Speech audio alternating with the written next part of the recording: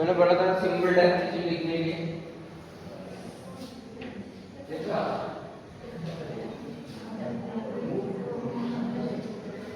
तो बोलो डेफिनेशन क्या क्या हो सकता है? सिंपल है, इतना ज्यादा मुश्किल होता है। मैं एक एग्जांपल बोल दूंगा। एवरेज प्रोपेंसिटी टू कंज्यूम का डेफिनेशन है। हाँ बोलिए।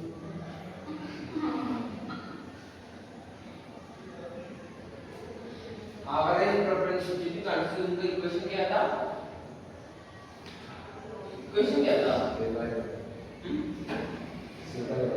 C by Y। वो बस ऐसे ही वर्ड्स में कैसे लिख सकता है? वो कैसे लिख सकता है?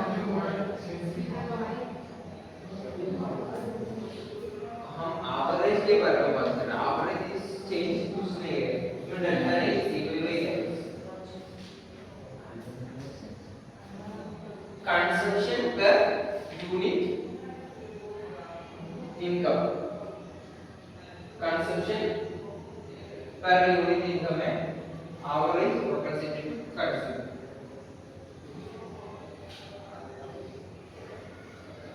अभी तो बोला ना, अभी समझ में जो समझ में है वो सब तो लिखना है। बाकी कोई एकदम सेम डेफिनेशन ऐसे ही फॉलो करने का नहीं होगा।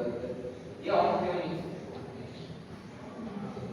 एक एक्स्ट्रा मैकेनिज्म दे दें क्लास में।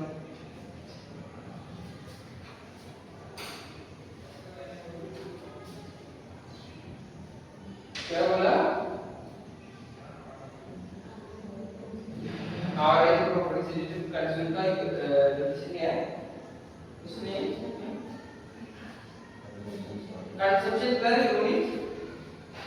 Consumption per unit income. ठीक है, ऐसे लिखने लिए देखो, ऐसे लिखने लिए लोग पढ़ना है। बस ये इक्वेशंस देखे ऐसे ही वर्ड्स में लिखने लिए हमको पढ़ना है। So average propensity to save का इक्वेशन क्या होगा? नहीं, गोल्डी में कैसे लिख सकता है डेफिनेशन? अभी तो एक एग्जांपल है तुम्हारे पास, वो सब बोलते हैं बस वो कंज्यूम चेंज को कंज्यूम सेविंग्स को चेंज करो। तो बताओ क्या बोलना सेविंग पर यूनिट इनकम। हाँ, savings per unit income by ये एवरेज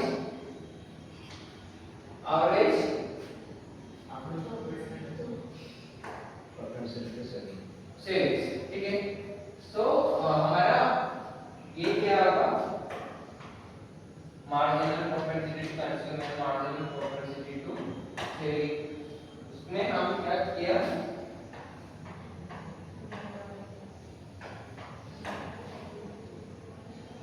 चेंज इन, इसमें चेंज होगा change in consumption per unit change in income. देखो, change in consumption per unit change in income. इसमें ये यूनिट चेंज का है, ये चेंज ये डेल्टा है। ठीक है,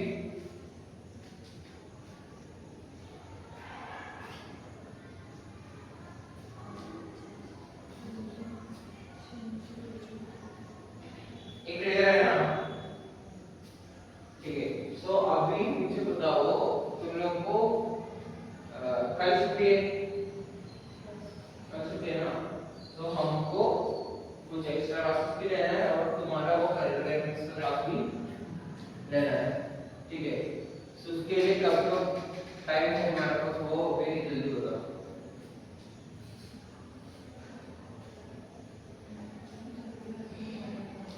सैटरडे शाम को होगा, सैटरडे शाम को होगा। कितने बजे करना है?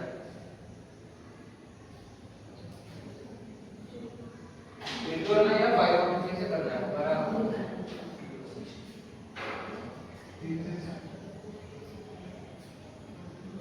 क्या बोल रहा है?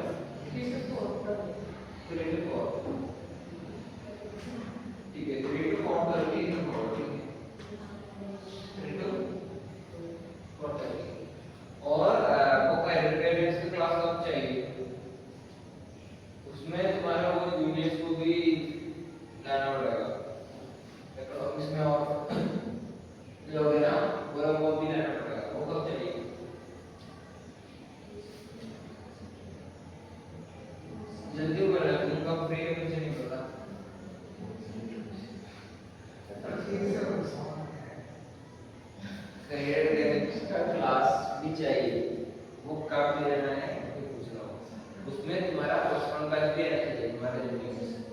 एक साथ होगा तो उसके लिए कब कैसे ठीक है और नेक्स्ट वीक ही होगा क्योंकि इस वीक कहाँ है नहीं तो संडे तो संडे में मैं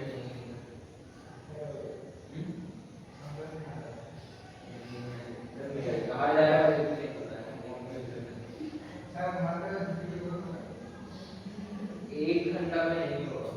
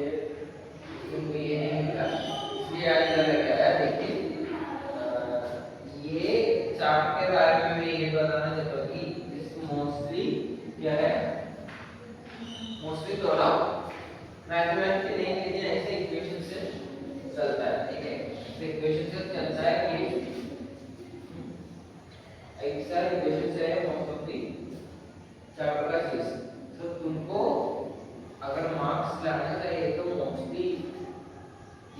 से ऑलमोस्ट और इक्विवेलेंट इक्वेशंस ऐसा मैथमेटिकल डेरिवेशंस में भी डालना पड़ेगा। मैथमेटिक्स डेरिवेशंस भी है और हमारा वो ग्राफ भी है, ठीक है, ठीक है।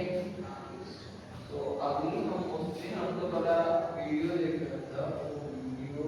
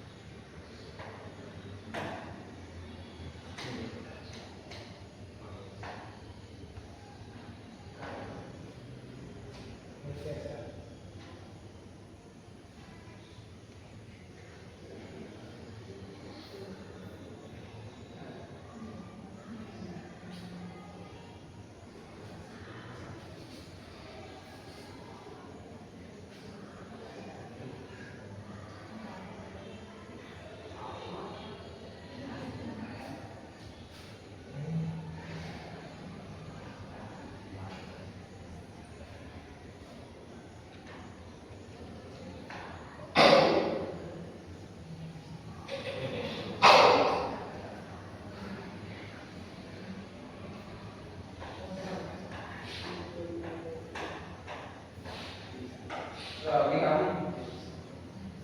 मार्जिनल जिसके बारे में बता रहा है ना, उसके एक छोटा सा एक्सप्लेनेशन करता हूँ।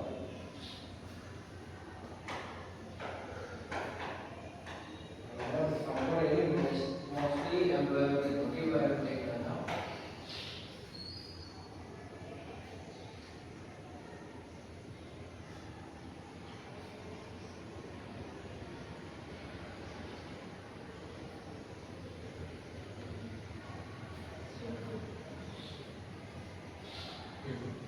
एक इंटरेस्टिंग चीज है, ये देखिए, मुझे बताओ इसमें एक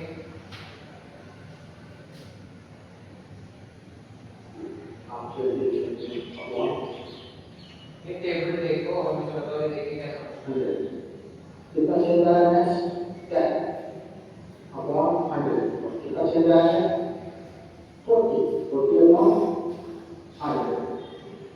अब आप इस तरह से करते 0.20, 0.10 एंड 0.40 दोनों को प्लस करके आगे आ सकते 80, 100, 90, 100, 60, 40, 100। इस तरह से आपका एमपीसी और एमपीएस कैलकुलेट है। नीचे देखो, तो नीचे एक इम्पोर्टेंट 60, 40, 40, 100। क्या लिखा है? वो कैसे हो सकता है? तो कैसे हो सकता है? तो बहुत इम्पोर्टेंट है। अगर हमारे पास एमपीसी हमको पता है, हमको एमपीसी कैलकुलेट करने के लिए 1 से एमपीसी माइनस करना है। एमपीएस पता है तो एमपीसी कैलकुलेट करने के लिए 1 माइनस एमपीएस करना है, क्योंकि we are talking about the unit change ना। हमारे पास कितने ऑप्शंस है? तो क्या चाहिए? दो ही ऑप्शन है। अगर पैसा आ रहा तो we can consume or we can save, है ना? और क्या ही करेगा पैसे से? सो एक इम्पोर्टेंट चीज है हमारा ये मार्केट प्रोपर्टी का पूरा मतलब ये कि 1 रुपया एक्स्ट्रा आ रहा है, तो 1 रुपया से सेविंग्स में कितना जा रहा है, वो 1 रुपया से कंजम्पशन में कितना जा रहा है। दैट्स व्हाई मतलब MPC plus NPC is equal to 1 and ये इक्वेशन से पता है ना ये कैसे आएगा, ये दोनों मिला के एक है तो एक से माइनस किया तो दूसरा वाला मिल जाएगा, ठीक है ठीक है। और इस पे एक टेबल जैसे हमने एक एग्जांपल दिया, इसे थोड़ा सा एग्जांपल्स भी इधर डिस्कस किया है, different different incomes, different conception, ठीक है। सो ये एक्चुअली मैंने ऐसे भी कर लिया है, ये देखने के लिए हमने नहीं लिया चाहिए। इस तरह से आपका एमपीसी और MPS calculate.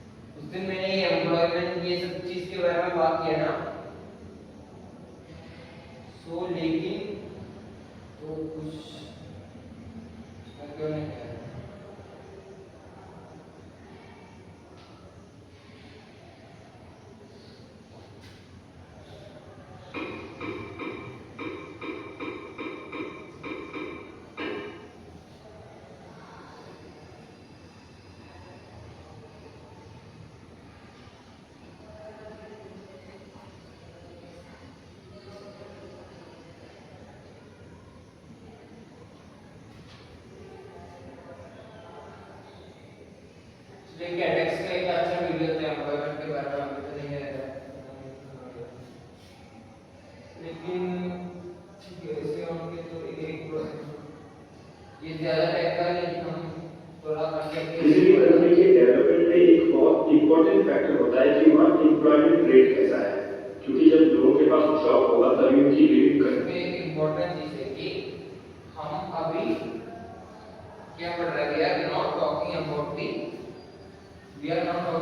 the qualitative things regarding employment। Qualitative और क्वांटिटेटिव में डिफरेंस क्या है, एम्प्लॉयमेंट और इनकम ये सब क्वालिटेटिव और क्वांटिटेटिव क्या है, क्वांटिटेटिव मतलब इन टर्म्स ऑफ नंबर्स, ठीक है। तो हमको भी इस चैप्टर में क्या पढ़ना है, इन टर्म्स ऑफ नंबर्स, ठीक है। तो मैं एक बार वो एक चीज और रखता हूँ, मैं वो जाने से पहले एक इम्पोर्टेंट फॉर्मूला और इम्पोर्टेंट डेफिनेशन से एक डॉक बना के ऐसे प्रिंट करके जरूर देता हूँ, ठीक है। और इसका भी एग्जाम होगा लास्ट में, सो वो भी देखना, उसमें ज्यादा ये लास्ट में हमारे पास क्वालिटेटिव डेफिनेशंस भी था। फॉर एग्जांपल आप एक बार फंक्शन को क्या है क्वालिटेटिव, क्वांटिटेटिव क्या था उसमें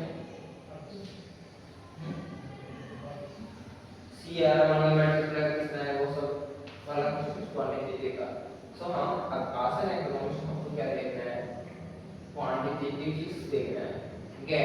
अनएम्प्लॉयमेंट के बारे में क्वालिटेटिवली बोलने में तो सबको बोल सकते हैं पॉलिटिशियंस का क्या है ना, अगर आके इंडिया में अनएम्प्लॉयमेंट ज्यादा है, ये पाप के अनएम्प्लॉयमेंट ज्यादा है ना। लेकिन हम इकोनॉमिक्स से वजह से जैसे हम कैसे बात करेंगे इसके बारे में, one thing you can see here is rate. Rate is a mathematical expression है ना, that denotes how it's going, whether it's going good or bad, ठीक है। विजन इंप्रूव होगी और गरीबी दूर होगी। तो इस चैप्टर में हम एम्प्लॉयमेंट से रिलेटेड कुछ कांसेप्ट्स को समझेंगे। अगर आपको पिछले चैप्टर्स की वीडियोस देखनी है तो डिस्क्रिप्शन में प्लेलिस्ट, इससे एक सेल्फ सेटिस्फैक्शन और सेंस ऑफ अकम्प्लिशमेंट भी मिलता है, क्योंकि अगर कोई व्यक्ति एम्प्लॉयड है तो मतलब वो कंट्री की डेवलपमेंट में एक्टिवली कंट्रीब्यूट कर रहा है और उन लोगों की जरूरतें भी पूरी कर रहा है जो उस पर डिपेंडेंट है, जैसे फैमिली मेंबर्स। और हमारे लिए वर्किंग पॉपुलेशन के बारे में एक्चुअली दूसरा वीडियो का वो 3 मिनट्स का was a good video, इसलिए हमने ये लिया था, लेकिन पता नहीं वो मिल नहीं रहा।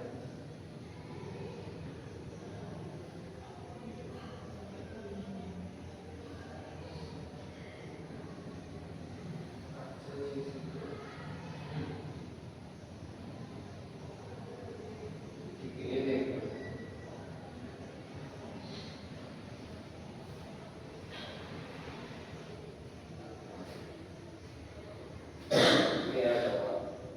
आज का दिन पूरा ऐसे चला।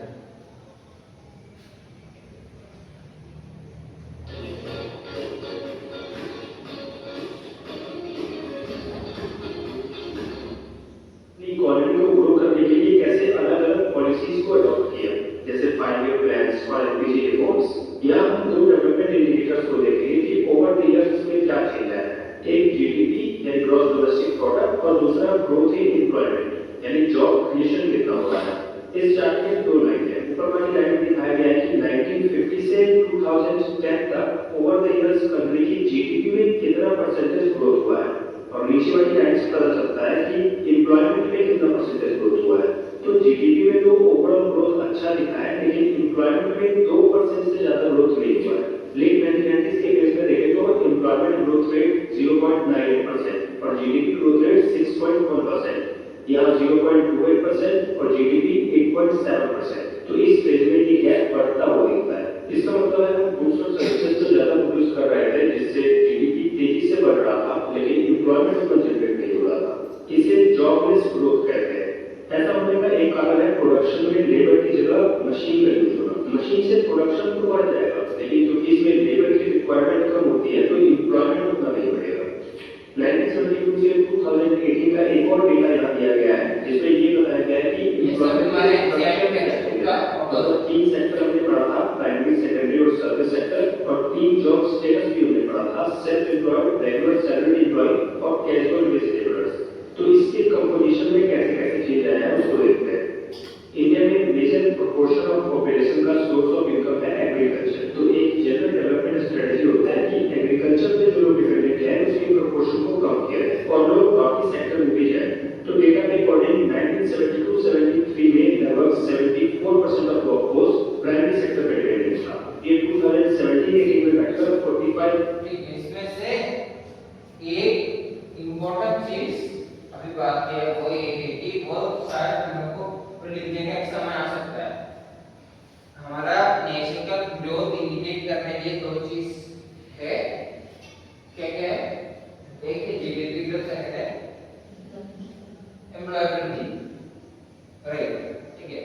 सो वो लास्ट ग्राफ में हमने जैसे देखा, यूजुअली हम क्या सोचते हैं, जीडीपी बढ़ रहा है तो एम्प्लॉयबिलिटी भी क्या होना चाहिए, बढ़ना चाहिए, क्योंकि पैसा आ रहा है तो इट मींस पैसा like small jobs will be created.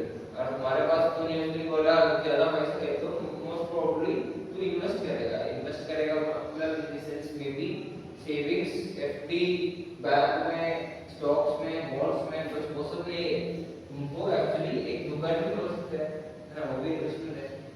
सो ऐसा हम लास्ट क्लास में पढ़े, स्कूल भी खोल सकता है। अगर स्कूल और दुकान खोल दिया तो कुछ लोगों को हायर करना पड़ेगा। सो इन दी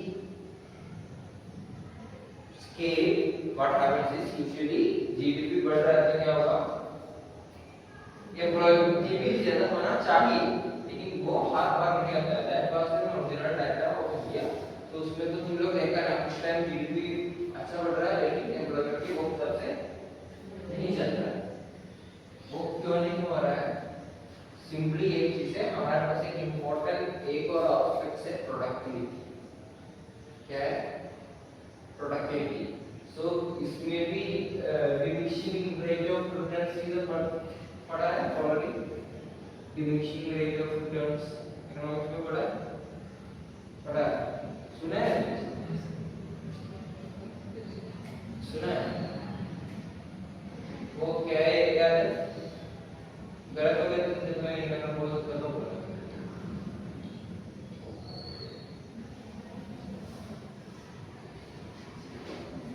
तो ये सिंपल एग्जांपल ये कि मैं एक दुकान चल रहा है, ठीक है? को चाय का दुकान है, एक साथ लेकिन 16 हो रहा है, तो मुझे एक साथ ये मैनेज नहीं हो पा रहा है, ठीक है।